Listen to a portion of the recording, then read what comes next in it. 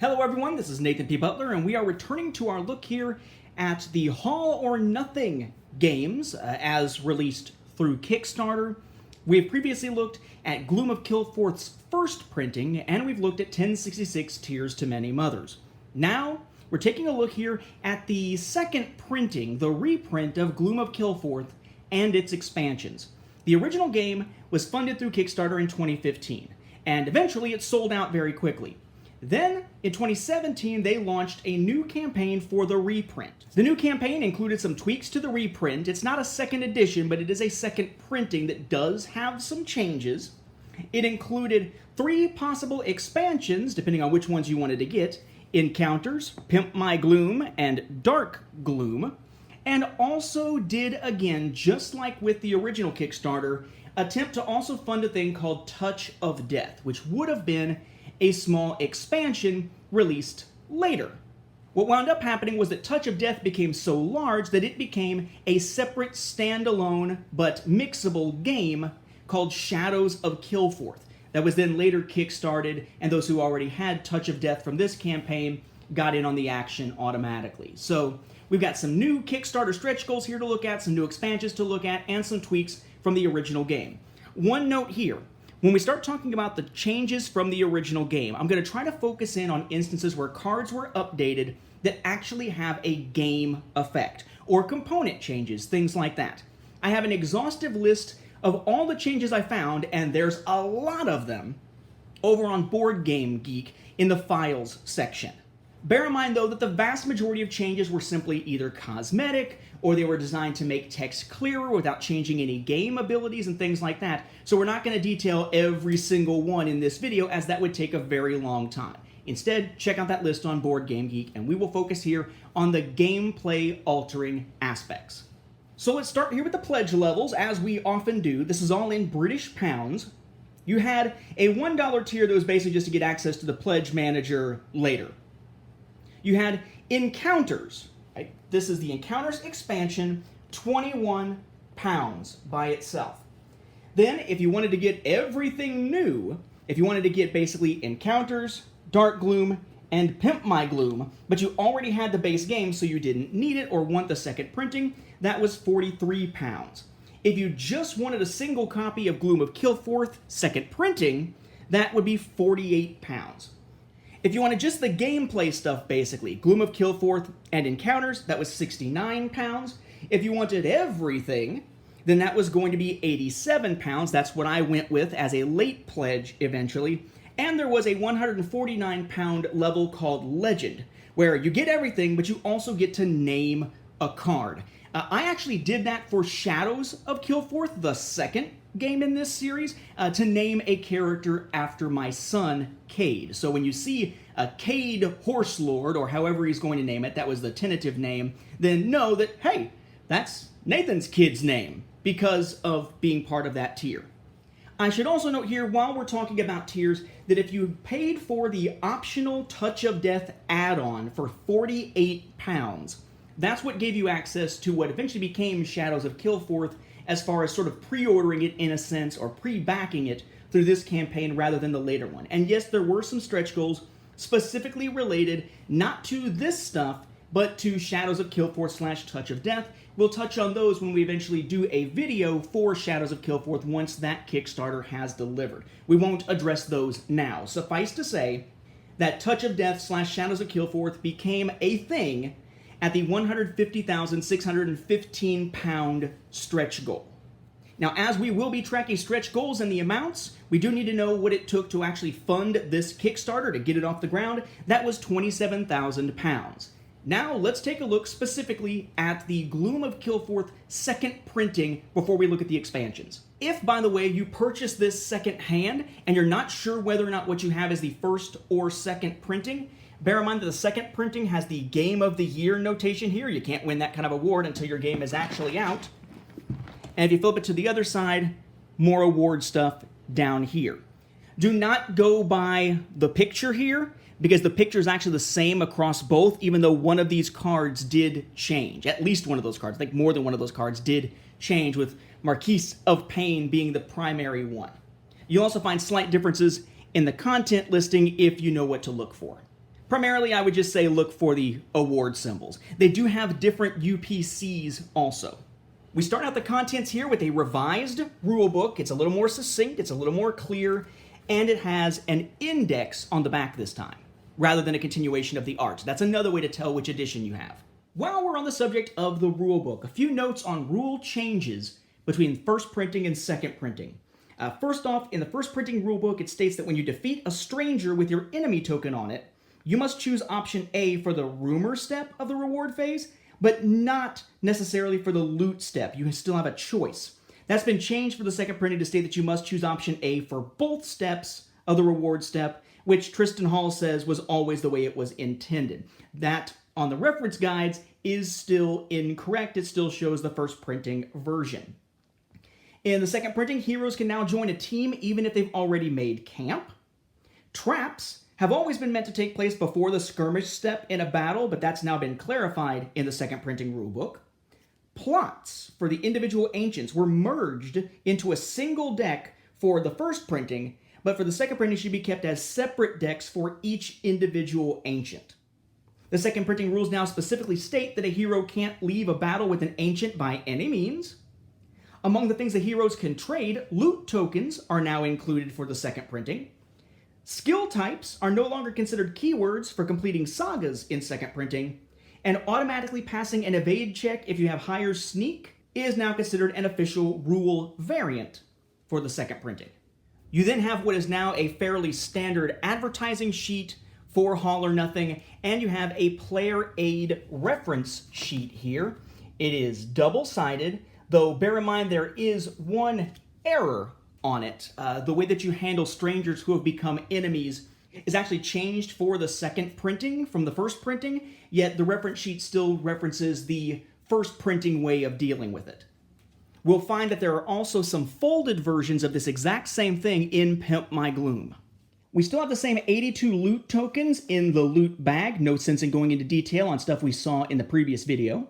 Now in the base game, your standees to represent your character are still based on their class, and the same 8 classes are represented in the game as there were for the first printing. However, you may recall that in the original game, they basically had space for 12 tokens, but only used 8 for the classes. So they just gave you a duplicate of the Rogue, the Warrior, and the Wizard, and then a 4th token that basically was Tristan Hall, the game's designer, as a character for the game, though with no class card or anything to go with him. In this case, they dumped the 3 duplicates and the Tristan one to give us standees to represent the locations of all 4 of the ancients.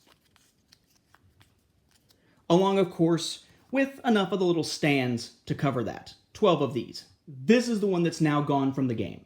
A token change that was made was that originally you had a blue and a purple type of enemy token, which were really difficult to tell the difference between, even with good eyesight, let alone with color blindness or anything like that. So they got rid of the purple and replaced it instead with yellow for this edition. You can also find copies of the yellow ones in Encounters, and I believe also in Pimp My Gloom, as I have multiple copies of the set, so that those who didn't repurchase the original game still get those components.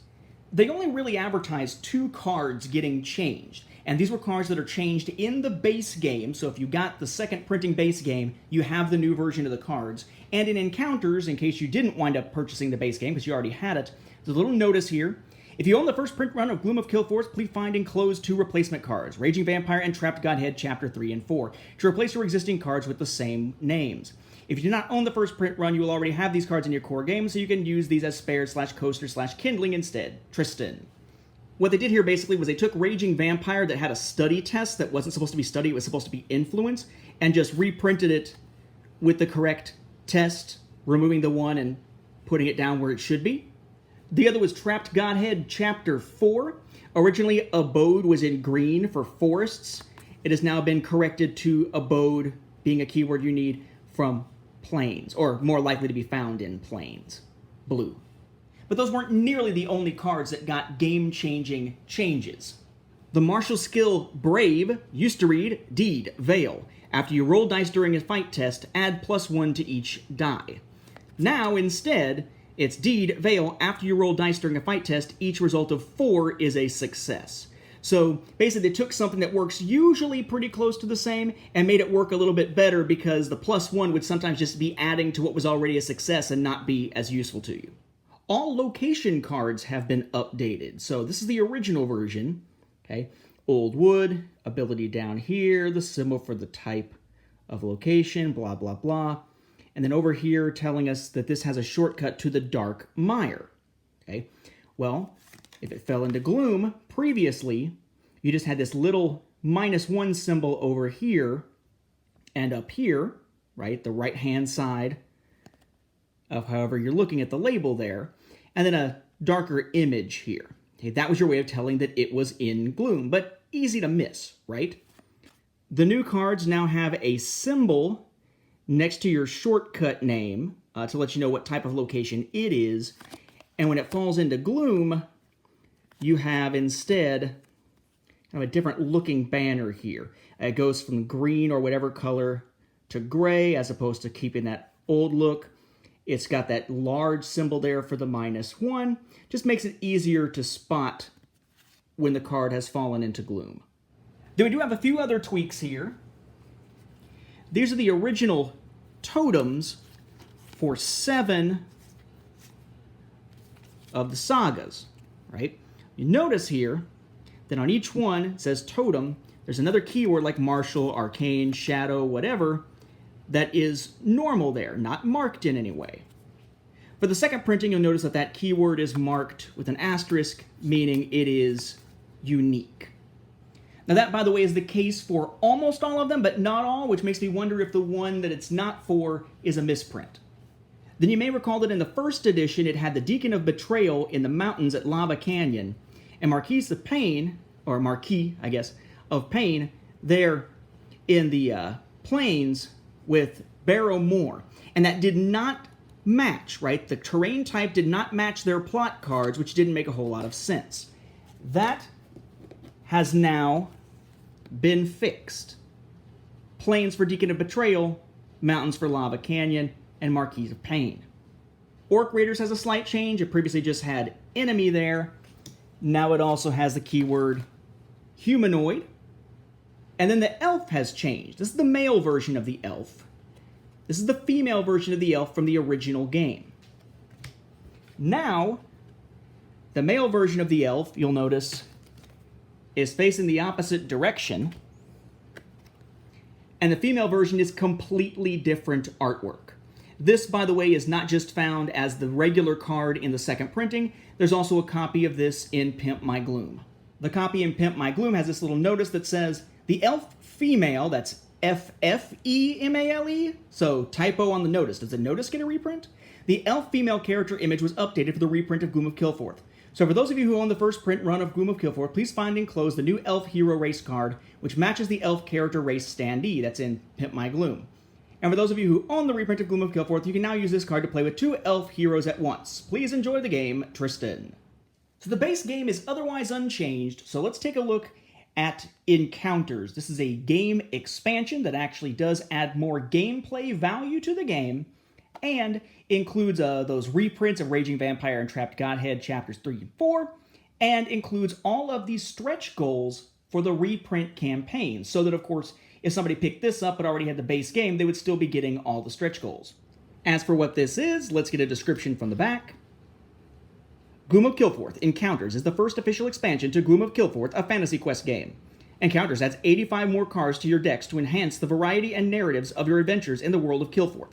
Simply shuffle or add the extra content into your game and you are ready to go. Again, the 85 is the original planned cards plus all the stretch goals. We'll just start here with the cards that were originally going to be included within Encounters, then we'll talk stretch goals. And one thing you will notice as you look at the cards very closely between the second printing cards and the first printing cards is that some of the backs seem like they were zoomed in a little bit for first printing compared to second printing. So yes, you can tell a slight difference on some of the card types. It's definitely better to play with second printing versus first printing if you're playing with the expansions. All right, so among our item cards, we have Gilded Sword, Invulnerability Potion, that's the one that's of course used for the cover there, Boots of Speed, Divine Spear, Invisibility Potion, Magical Talisman. Then the ally cards, Acrobat, Amazon, Catalyst, Dark Mage, Sage, and Gladiator. Then the new spells, Silence, Fireball, Sanctuary, Learning, and Resurrect. New titles, Cavalier, Guild Thief, Horse Rider, Camel Rider, and Outcast. Then for our encounter decks, let's start with the Badlands. We have Outbreak, which is an event, Flood as an event, Cult of Masklaw event. Then as a stranger, we have the Pilgrim. As enemy, we have the Lich, the Mummy, and the Skeleton. Then as a quest, we have Detain Prisoner. Then for the Forest, we have the Drunkard as a stranger, Goblin as an enemy, Mirage as a place, another Goblin as an enemy, and no, that is not a mistake, there are meant to be two of them, Sanctified Altar as a place, Rebellion as an event, Fires as an event, Duel as an event.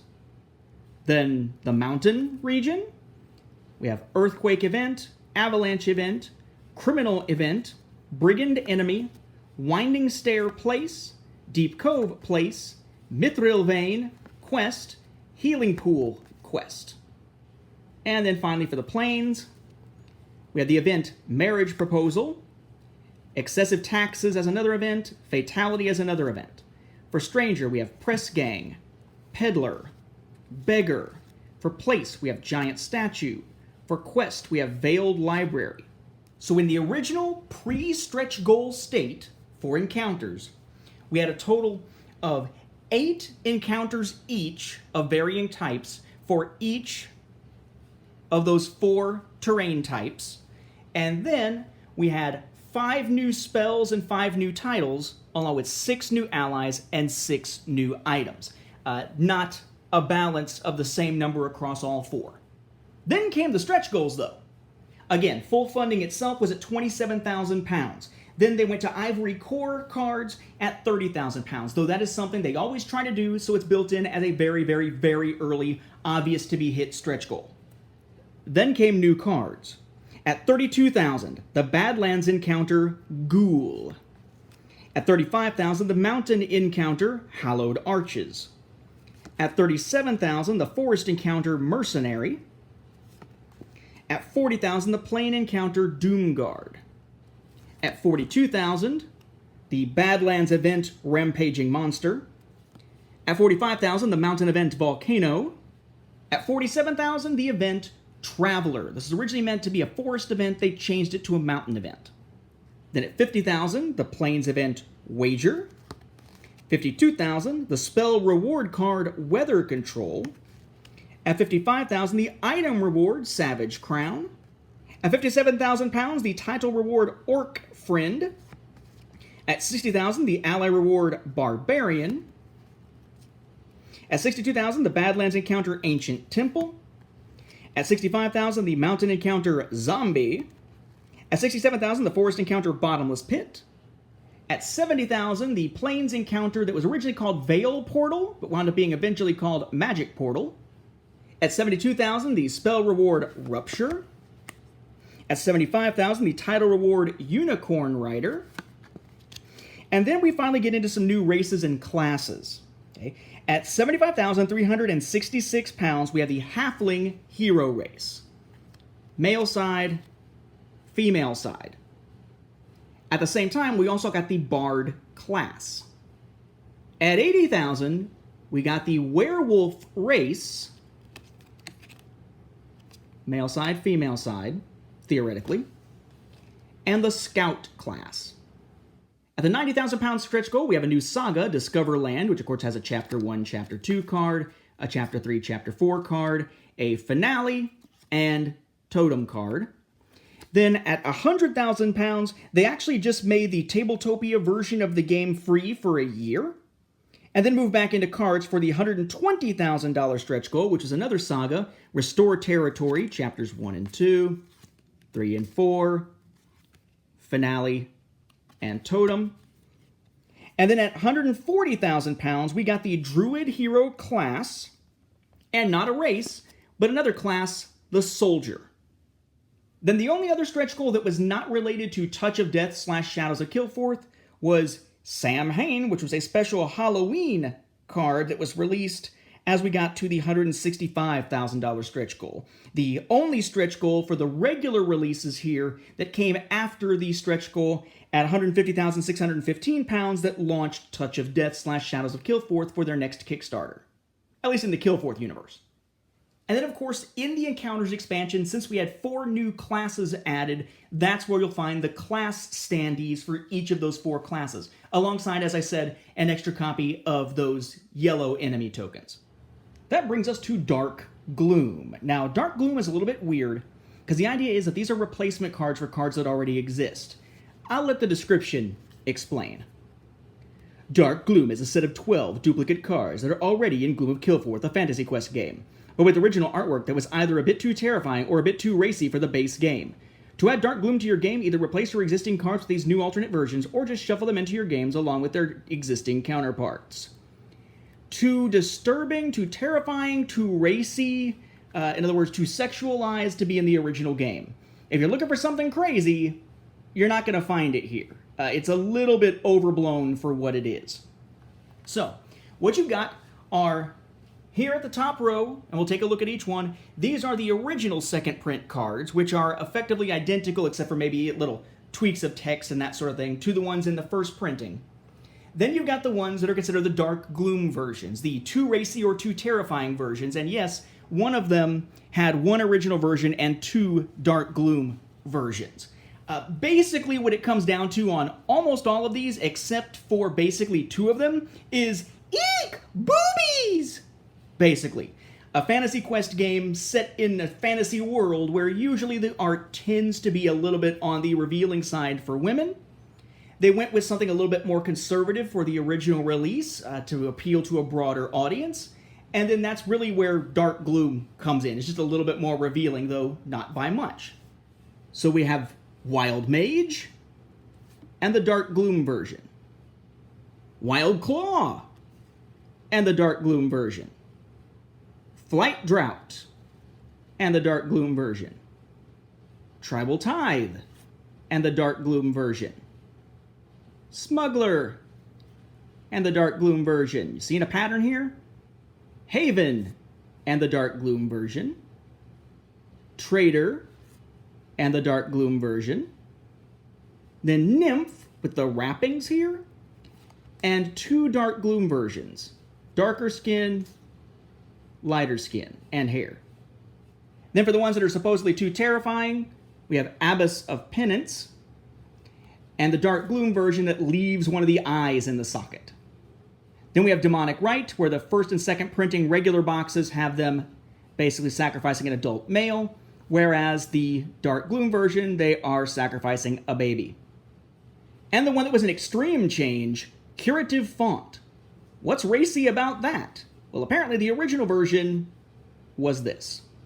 That brings us to the last of the expansions, the cosmetic one, Pimp My Gloom.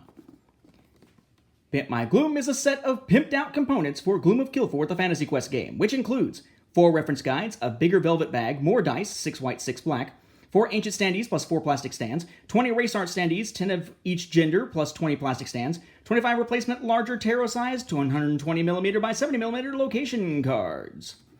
So yeah, this is the stuff to not be as excited about here for Pimp My Gloom. That's the ancient standees, which actually come with the second edition of the game.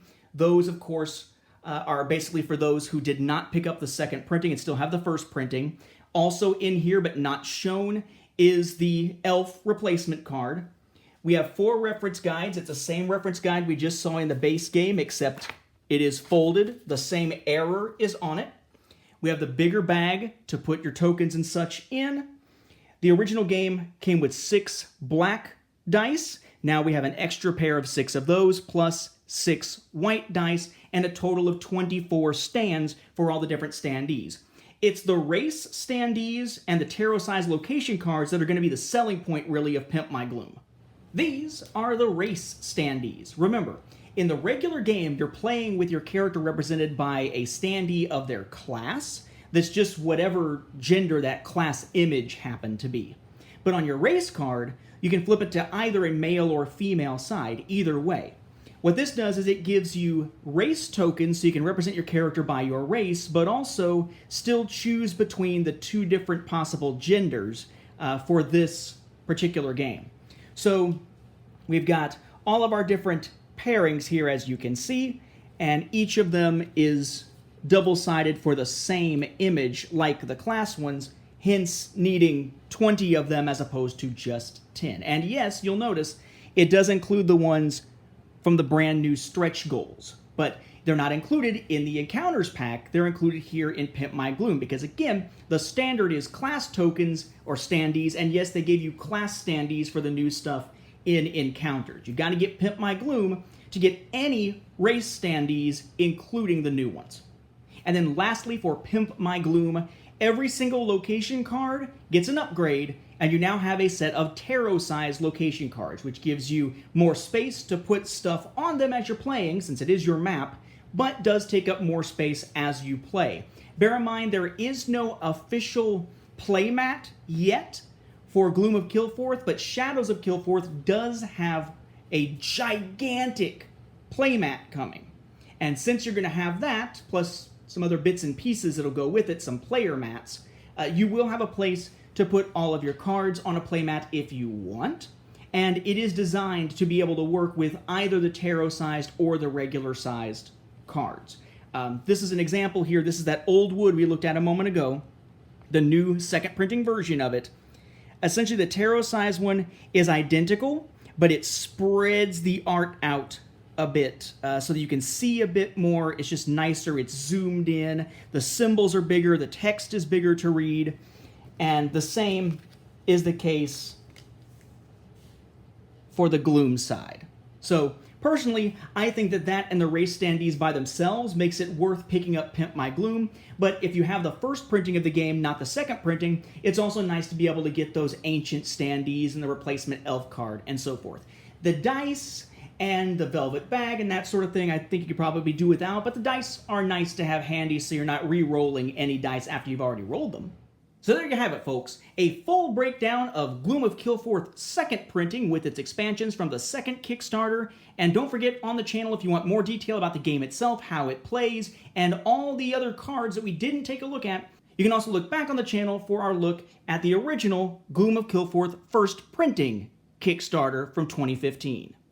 We will return with more from the Kilforth universe when we take a look at Shadows of Kilforth, and we'll also be returning to look at more from All or Nothing with things like Lifeform.